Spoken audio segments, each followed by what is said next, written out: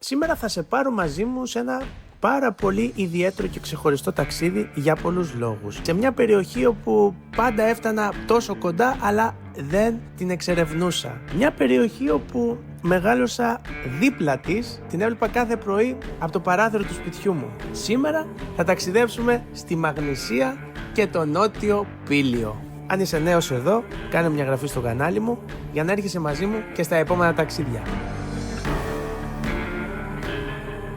Το ταξίδι μου ξεκινά ένα όμορφο πρωινό από την Αθήνα με προορισμό το Βόλο. Ο Βόλος είναι μια όμορφη επαρχιακή πόλη της Ελλάδας, από τις αγαπημένες μου και ομορφότερες πόλεις της Ελλάδας, γιατί συνδυάζει το βουνό και τη θάλασσα. Μπροστά ο Παγασιτικός, πίσω το Πήλιο. Συναισθηματικά δεμένος με αυτή την πόλη, αφού από μικρή ηλικία, ζώντας τη Σκόπελο και τη Γλώσσα, επισκεπτόμασταν την πόλη για γιατρούς, για αγορές, για σχολικά και γενικότερα οι πρώτες εικόνες αστικού περιβάλλοντος μακριά από το νησί ήταν ο Βόλος. Αυτή η ηλιόλουστη ανοιξιάτικη μέρα με βρίσκει στον πανέμορφο Βόλο. Την πρωτεύουσα της Μαγνησίας, εδώ με φόντο τον Παγασιτικό κόλπο. Μια πόλη γνωστή για την υπέροχη, πανέμορφη προκυμαία της με τις καφετέρες, τα τσιπουράδικα, το Πήλιο από πίσω και όλες αυτές τις ομορφιές που ειδικά αυτή την εποχή, τώρα που ανοίγει ο καιρός με τον ήλιο, είναι μια υπέροχη πόλη για να έρθεις να εξορμήσεις, να την έχεις σαν βάση για να ανακαλύψεις την τριγύρω περιοχή. Έκανα κι εγώ μια στάση εδώ, μια ολιγόλεπτη στάση, να πάρω λίγο ιόδιο από τη θάλασσα.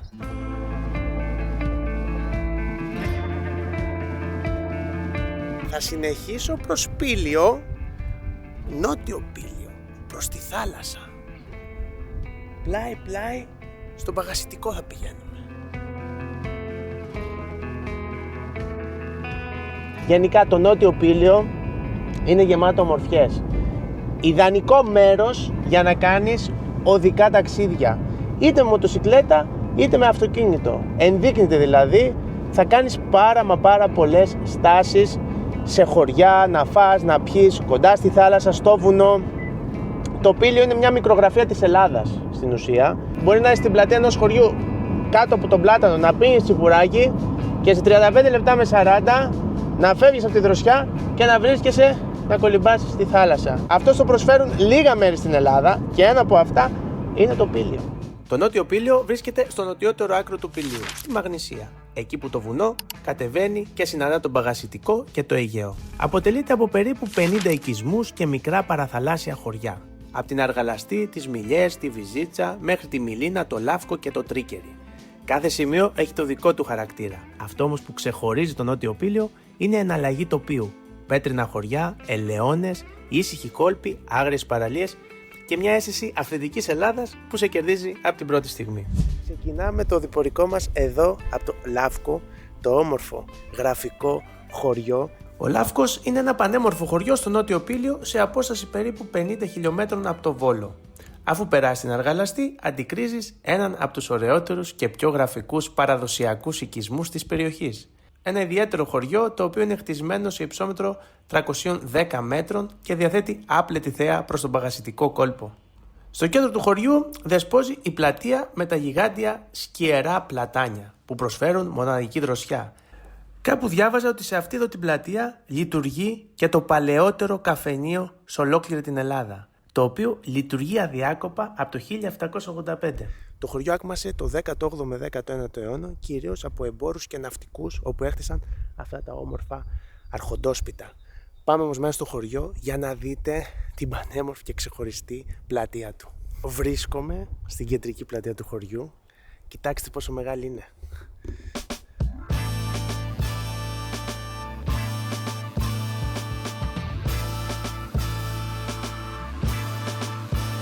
Και ξέρετε, το μεσημέρι στα χωριά ο κόσμος κοιμάται. Παίρνει τη μεσημεριανή του σχέστα. Οπότε το καφενείο που είναι εκεί απέναντι είναι κλειστό. Αυτό από ό,τι φαίνεται είναι ο φούρνος στο χωριό. Γεια σας! Γεια σου, αγόρι μου! Να περάσω. Να περάσεις, αγόρι μου. Τι φτιάχνεις εδώ? Φτιάχνω σταφυδοκέικ νηστίσιμα λόγω των ημερών.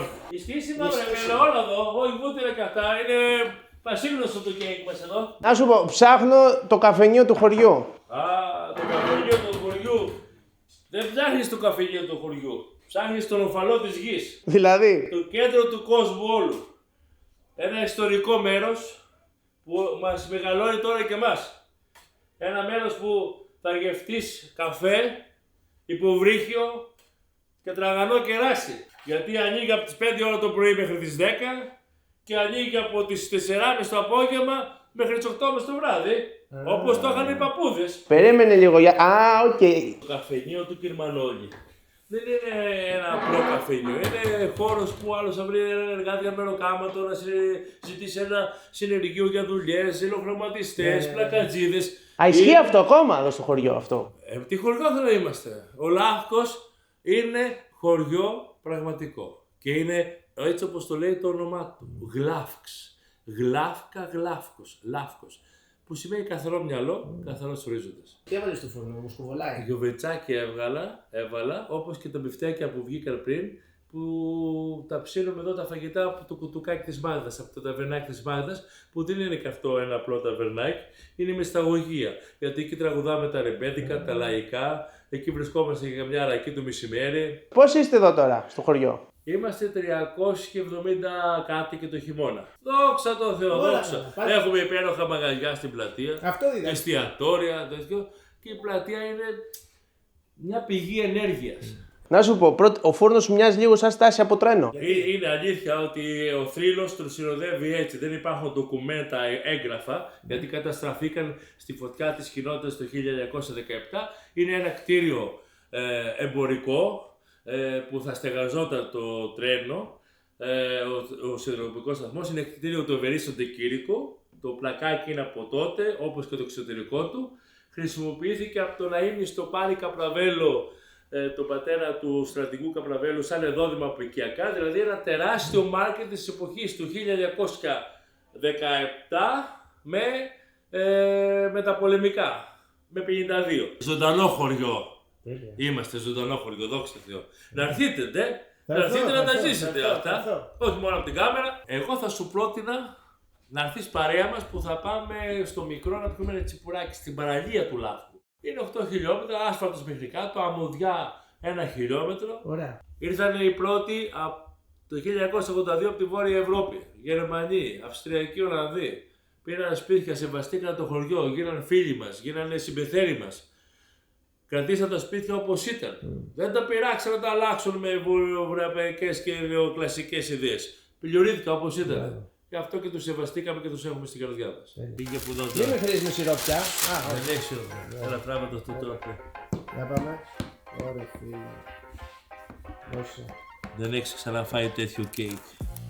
Το φτιάχνει η Μαρίνα μου. Είναι συνταγή από το μαϊμούλ της Χάλκης. Το μικρό σου όνομα δεν μου πες. Γιάννης. Έλα ρε Γιάννη. Εσύ Δημήτρης, χάρηκα Ο Δημητράκη. Τοχωριανός είμαι, απέναντι με εγώ. Απ' τη Σκιάθο. Απ' τη Σκόπελο. Απ' τη Σκόπελο, ναι. Εκεί που είναι και οι Τα ξεντάριδες. παλιά είχαν μπράβο, είχαν σχέσεις πολλές. Από εκεί που είναι και οι φοβεροί ξεντάριδες που τους αγαπάμε πάρα πολύ. Με τα ρεμπέτικά τους. Με τα ρεπέτικά τους. Έλα αγοράκι μαγνιστό. Ευχαριστώ. Στα φιδόψωμο. Τέλεια, το αγαπημένο. Να είσαι καλά. Λοιπόν, σου ευχαριστώ. Πάμε μέχρι τη Μήλινα και μετά στο μικρό για τσιπουράκι. Για Μήλινα, καλά πάω από εδώ. Έχεις ένα τσιγάρο πάνω σου? Όχι. Μήλινα από εδώ πάω κάτω, Πάμε στη Μήλινα, εκεί νοικιάσα. Έχω καιρό έτσι να βρίσκομαι κοντά στη θάλασσα. Οπότε γι' αυτό δεν έκλεισα πάνω στο χωριό, στο Λάφκο. Το οποίο έχει αρκετά δωματιάκια και Airbnb, κυρίως Airbnb είδα. Όπως και στη Μήλινα. Πάντως κατεβαίνοντας προς Μήλινα είναι πάρα πολύ ωραίο αυτό το φιόρ που δημιουργείται μπροστά. Πιστεύω στο ηλιοβασίλεμα τα χρώματα θα είναι τρομακτικά.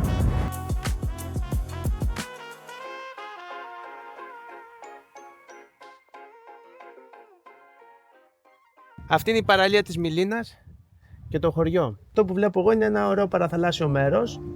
Έχει αρκετά Airbnbs και ξενώνες για να μείνετε. Έχει εδώ το μικρό το λιμανάκι, τα ψαροκάικα. Σίγουρα παίζει και φρέσκο ψάρι. Η αλήθεια είναι ότι η θέα προς το παγασιστικό είναι ωραία. Σε ηρεμεί. Η θάλασσα σε ηρεμεί. Έχει τον τρόπο της πάντα. Κάτσε να δοκιμάσω και το στραπιδόψωμο του Γιάννη. Είναι καλό τελικά. Καλό είναι. Μπράβο Γιάννη, ωραίο το στραπιδόψωμο φίλε. Υπάρχουν λάθος. Και υπάρχουν και άλλοι κτισμοί. Πολύ.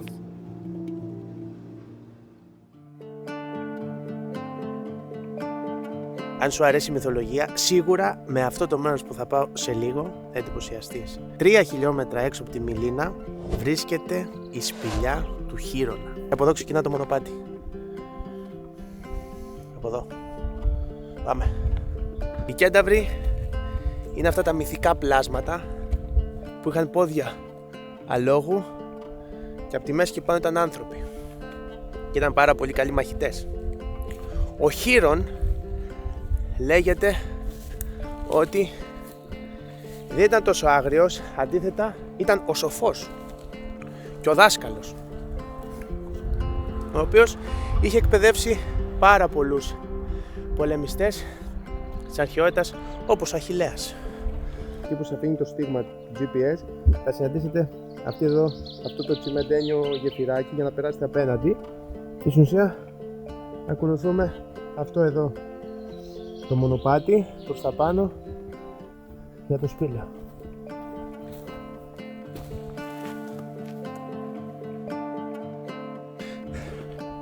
Ανηφορικό το μονοπάτι. Βλέπετε τις αβραγιές, πολύ κάθετο, αλλά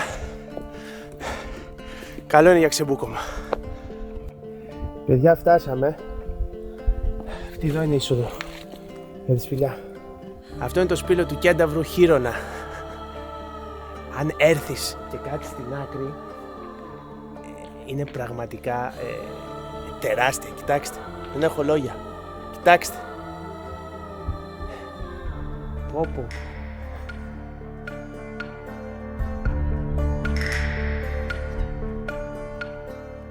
Έχει μια ενέργεια έτσι, ειδικά άμα το συνδυάζεις με τη μυθολογία, ότι ο Χείρονας κυκλοφορούσε εδώ πέρα.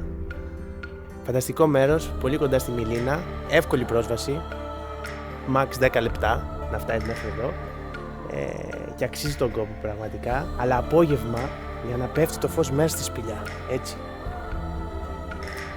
Τέλεια στάση ήταν αυτή, παιδιά, τέλεια στάση ήταν αυτή. Που το σκέφτηκε αυτό πάντως, πολύ έξυπνος. Να με πήγε. Ειδικά στο χώρο είδα πάρα πολλές ζωγραφιές. Καλό είναι αυτά τα μέρη να τα σεβόμαστε. Ούτε να ανάβουμε φωτιές, ούτε να βάφουμε τους τοίχους και το σημαντικότερο να μην πετάμε σκουπίδια. Και αν βρίσκουμε να τα μαζεύουμε. Αυτά.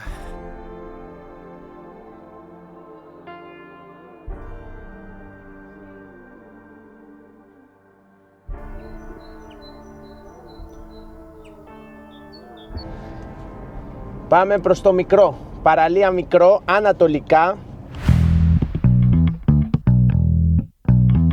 Βλέπει δηλαδή τη Σκιάθο. Αφού μας καλέσανε για ένα τσιπουράκι, να πούμε όχι. Άλλωστε, αυτός είναι ο σκοπός των ταξιδιών. Πάρα λίγο να τρακάρω το ταξί.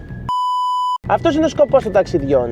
Ναι μεν η αποστολή, αλλά τα ωραιότερα πράγματα είναι αυτά που γίνονται κατά τη διάρκεια. Ακόμη δεν έχουμε επισκεφτεί το παλαιότερο καφενείο, έχουμε ακούσει, έχουμε περάσει απ' έξω, δεν έχουμε όμως μπει στο παλαιότερο καφενείο. Οπότε η αποστολή μας ακόμη δεν έχει ολοκληρωθεί.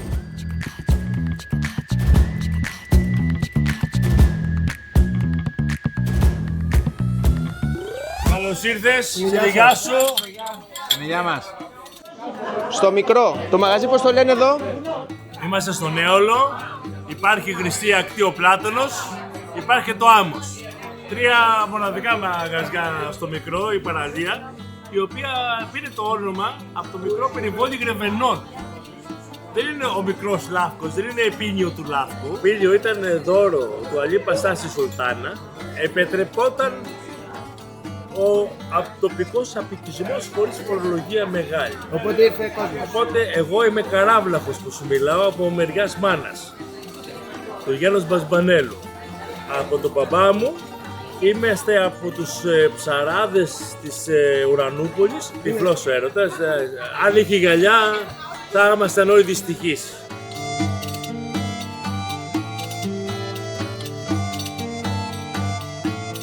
Επιστροφή στο Λαύκο.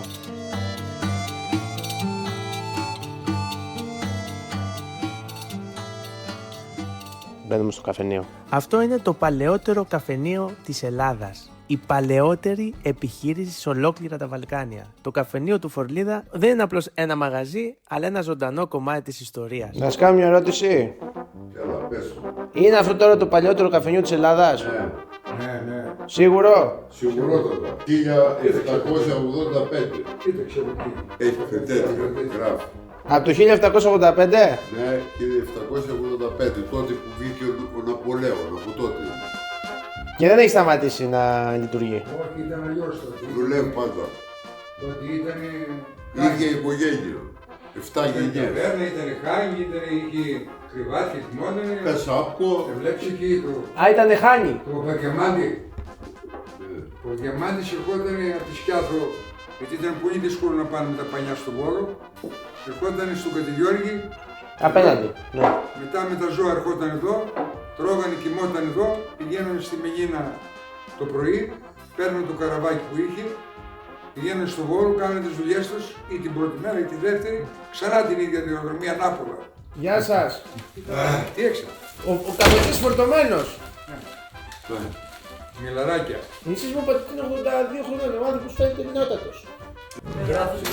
Τέλεια. Σήμερα την ιστορία αυτή τη συνεχίζει ο κύριος Μανώλης. Ένας άνθρωπος που έχει περάσει σχεδόν ολόκληρη του τη ζωή εδώ μέσα. Πίσω από το πάγκο, σερβίροντας ελληνικό καφέ, κουβέντες και μνήμες.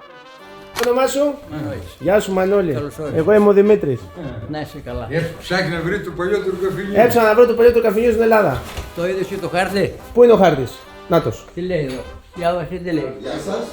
Μέσα σε αυτό εδώ το χώρο έχουν περάσει 7 γενιές ταξιδιώτες, ντόπιοι, άνθρωποι των γραμμάτων και της τέχνης. Από τον Παπαδιαμάντη, το Βάρναλι, μέχρι το Σεφέρι και το Δελβούζο.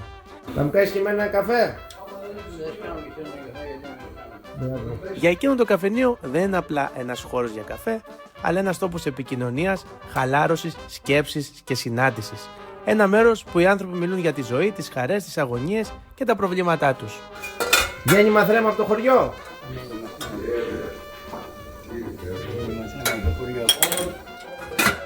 Τι να κάνουμε. Από δικό μας είναι. Ναι.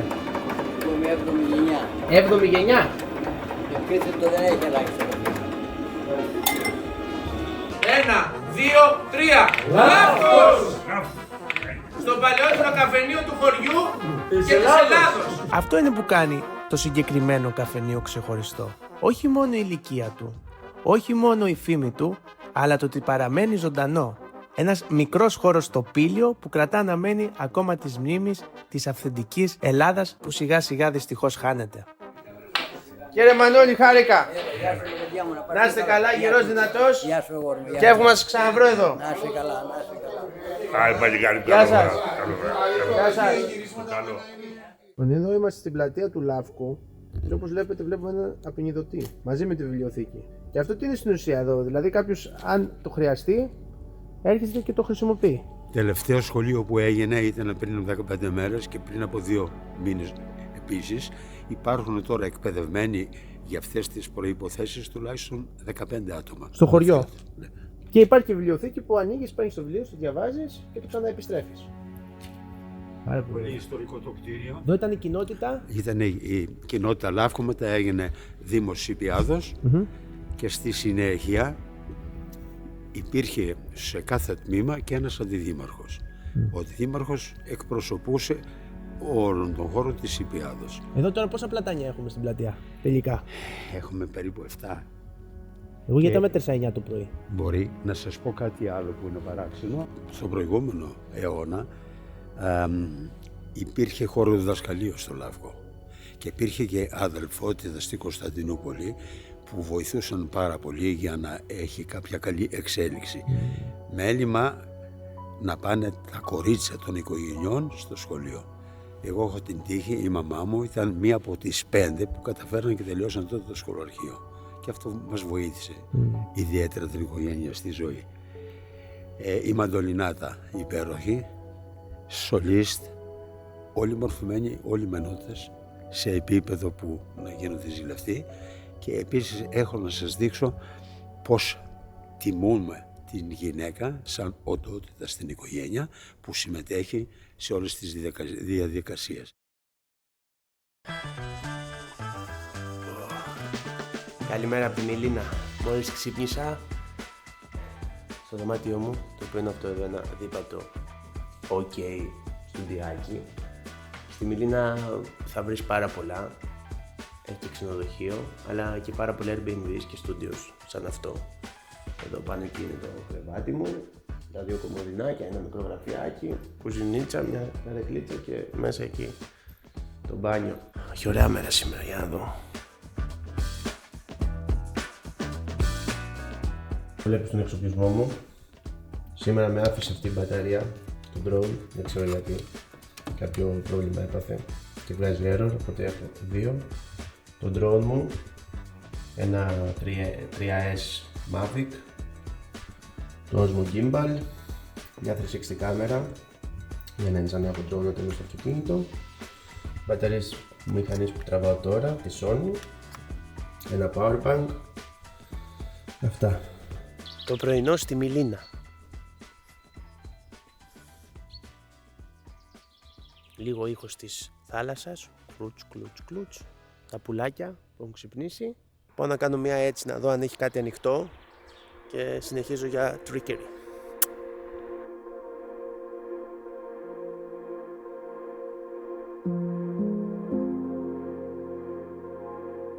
Ένα πάρα πολύ ωραίο σημείο είναι αυτό εδώ. Πίσω μου βλέπεις το νησί Αλατάς. Αν το δεις από ψηλά, μοιάζει ένα φιόρτ εδώ στο ακροτήρι και δημιουργούνται πάρα πολλά φυσικά λιμάνια.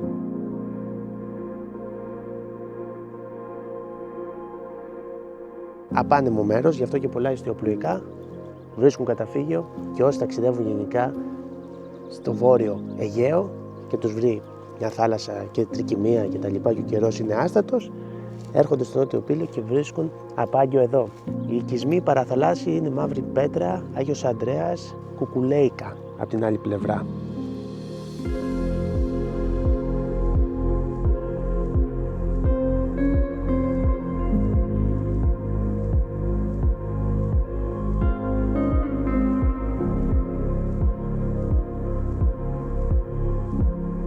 Φαντάζομαι το καλοκαίρι τι θα γίνεται σε αυτό το λιμάνι, πραγματικά. Πόσα ιστιοπλοϊκά θα έχει μέσα εδώ. Θα είναι γεμάτο, σίγουρα.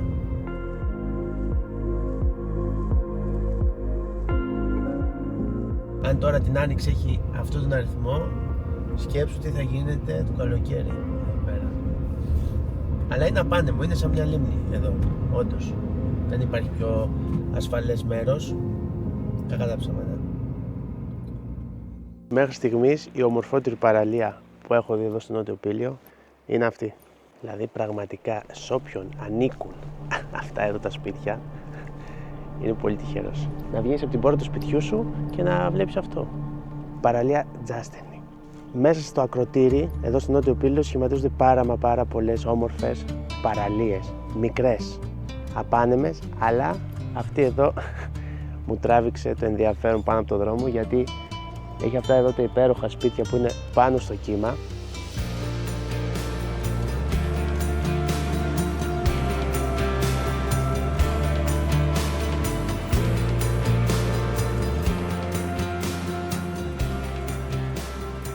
Με αυτά τα υπέροχα κρυστάλλινα σμαραγδί νερά. Πάρα πολύ ζηλευτά και ακόμα πιο ζηλευτός ο ιδιοκτήτης αυτών των σπιτιών.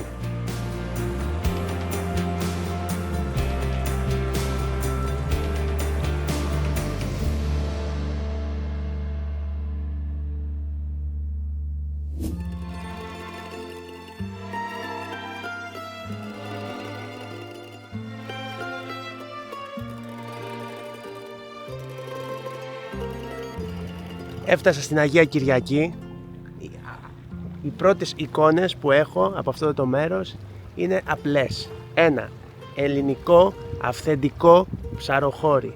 Ψαροκάικα μέσα στο λιμάνι, τρεχαντήρια, ξύλινα σκαριά και πίσω τους τα όμορφα σπίτια με τα πολύχρωμα παντζούρια.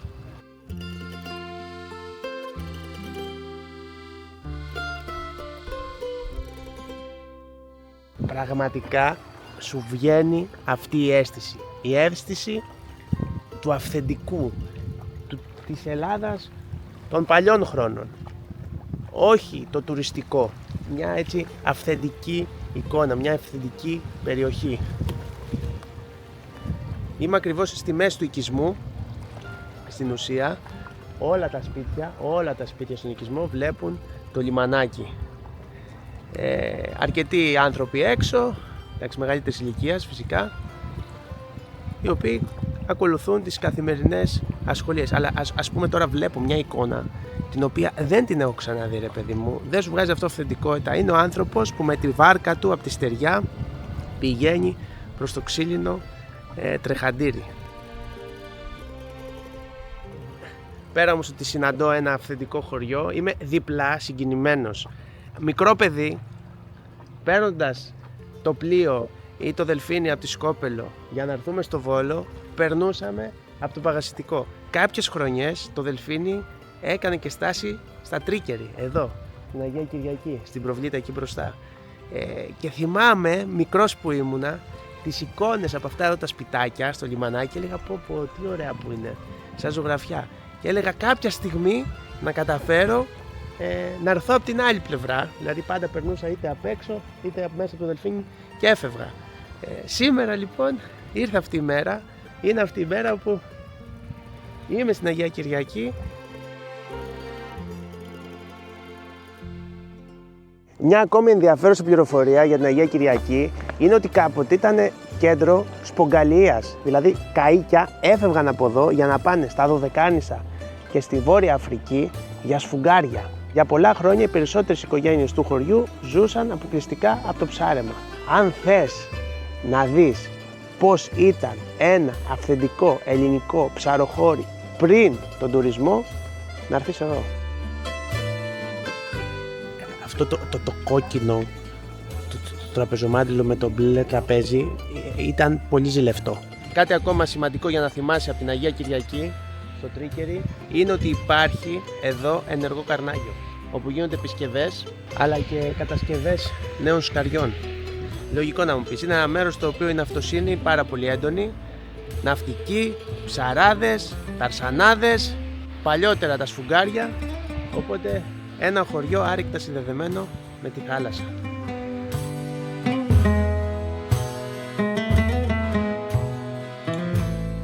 Όπως κατάλαβες, έκανα φαγητό, φετούλα, ελιές, πόρτα, τόνος και ταραμάς και ψητό καλαμάρι το οποίο έρχεται. Ζω το όνειρο, κοίταξε που τρώω.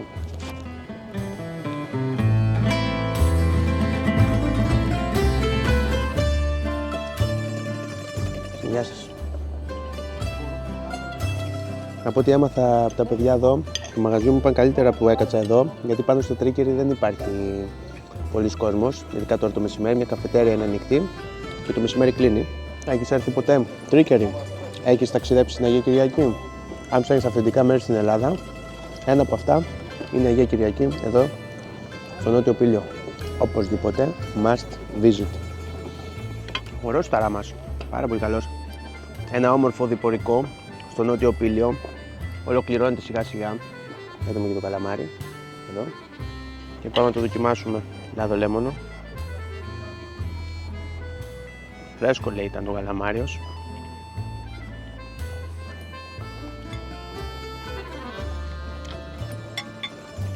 Top. Σας αφήνω να συνεχίσω το φαγητό μου.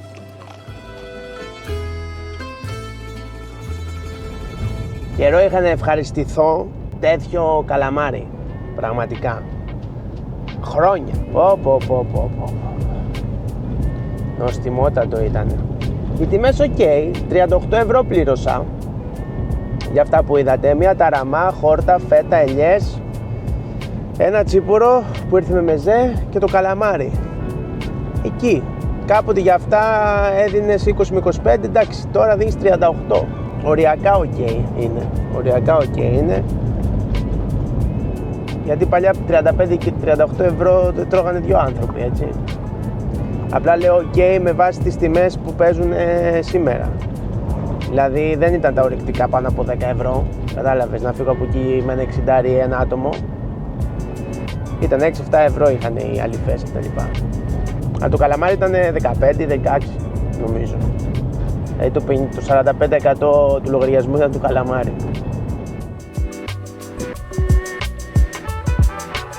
Είμαι στο Τρίκερι, στο χωριό. Περπατάω ένα καλντερίμι για να πάω προς την Αγία Τριάδα. Πίσω μου άφησα την πλατεία που θα σας τη δείξω αργότερα. Όντως μοιάζει πάρα πολύ με το χωριό μου τη γλώσσα. Και η αρχιτεκτονική των σπιτιών και το χρώμα στα παντζούρια είναι παρόμοιο και το που είναι χτισμένο πάλι, γιατί και η γλώσσα αλλά και εδώ το Τρίκερι είναι πάνω στο λόφο χτισμένο. Ωραία, και ακολουθούμε το κεντρικό καλντερίμι προς την Αγία Τριάδα, λέει, όπου είναι η εκκλησία και το μπαλκόνι που βλέπει στο μπαγασιτικό. Περνώντας με το δελφίνι από μπροστά εκεί, έβλεπα, φαίνεται το καμπαναριό περνώντας. Τέλεια, τέλεια. Εδώ, λέει, ήταν η παλιά γειτονιά του χωριού, γύρω από την εκκλησία της Αγίας Τριάδας, και η Παρίσι, όπου εκκλησιά, και η Παρίσι.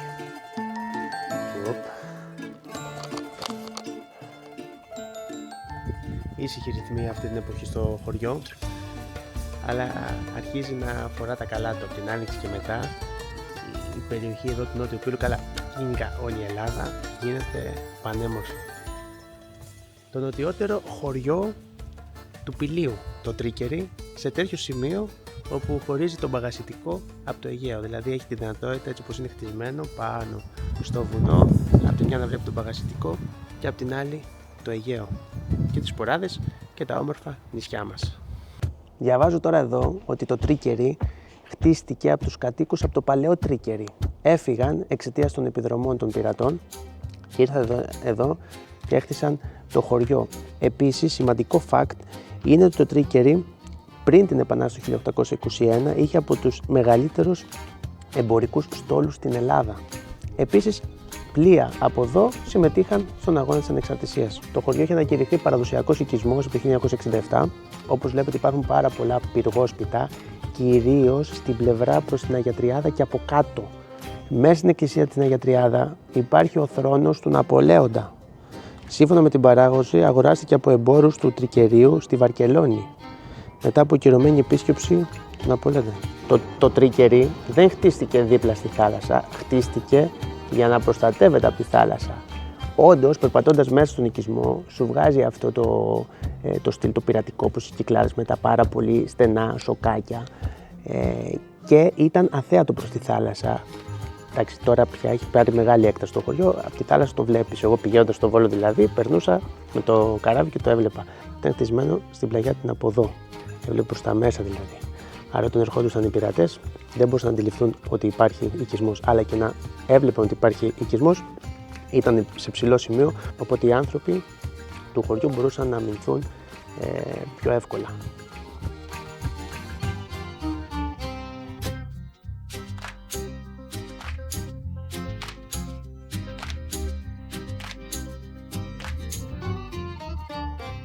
Συνοψίζοντας λοιπόν, να πούμε ότι το ταξίδι στο Νότιο Πήλιο είναι πραγματικά μια αποκάλυψη. Ήταν μια πάρα πολύ ωραία και ευχάριστη έκπληξη, θα πω εγώ. Η αλήθεια είναι ότι αν έρθεις στο Νότιο Πήλιο δεν θα βαρεθείς στιγμή. Θα χρειαστεί να οδηγήσεις, όχι τόσο πολύ, θα χρειαστεί όμως να οδηγήσεις για να τα γυρίσεις όλα.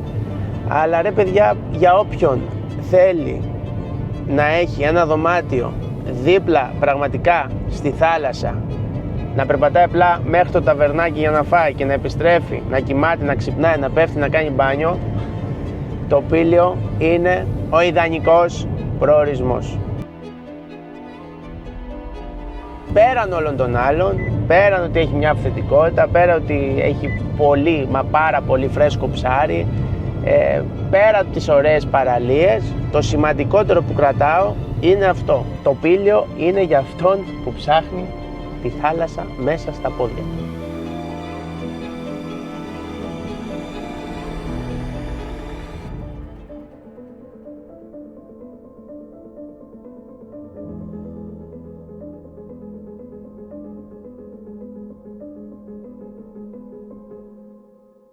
Δεν ξεχνάμε, αν είσαι νέος στην παρέα και με βλέπεις πρώτη φορά, να κάνεις μια εγγραφή στο κανάλι μου για να έρχεσαι μαζί μου και στα επόμενα ταξίδια.